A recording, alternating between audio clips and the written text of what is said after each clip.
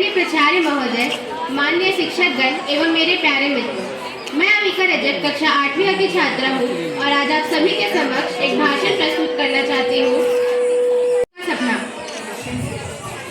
देश किसी धर्म, जाति या सरकार से नहीं, बल्कि देश बनता है वहाँ के रहने वाले लोगों से। भारत देश बनता है 28 राज्यों से, 22 भाषाओं से, 9 धर्मों से और न जाने कितनी ही जातियों से। महात्मा गांधी जी ने भारत को एक सक्षम देश बनाने का सपना देखा था। बापूजी ने भारत को एक सक्षम देश बनाने के लिए बहुत से प्रयास किए। उन्होंने कई सारे सपने देखे थे, पर वह सपने बंद आंखों से नहीं, बल्कि उन्होंने जो सपने देखे थे वह खुली आंखों से देखे थे। उन्होंने जितने भी सपने देखे थे वह अपने लिए नहीं, बल्कि अपने देश और अपने देश भारतवासियों के लिए देखे थे।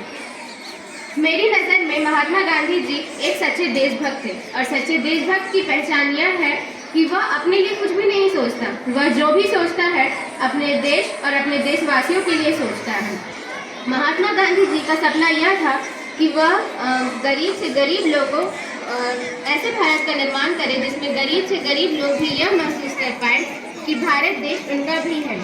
बापू का सपना था कि वह ऐसे भारत का निर्माण करे जिसमें ऊंचे और नीचे वर्गों में भेद ना हो और जिसमें स्त्रियों को भी वही अधिकार मिले जो पुरुषों को सदा से मिलते आए हैं। वह चाहते थे कि उनके भारत देश में शराब जैसी नशीली चीज़ों के अभिशाप का कोई स्थान न हो।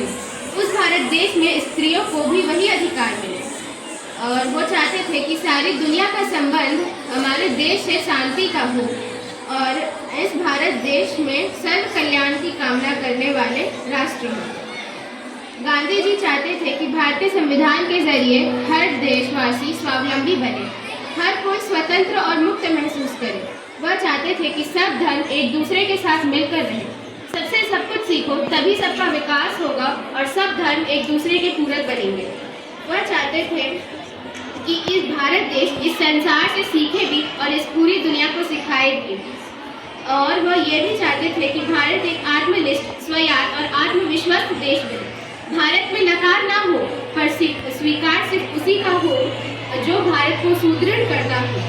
ऐसा होगा गांधी जी के सपनों का भारत और मुझे यह जानकर गर्व होता है कि मैं ऐसे भारतवर्ष का हिस्सा हूँ। अब मैं अपने शब्दों को यहीं विराम देती हूँ। इतने धैर्य से सुनने का आप सबका बहुत बहुत धन्यवाद। आपका दिन शुभ हो।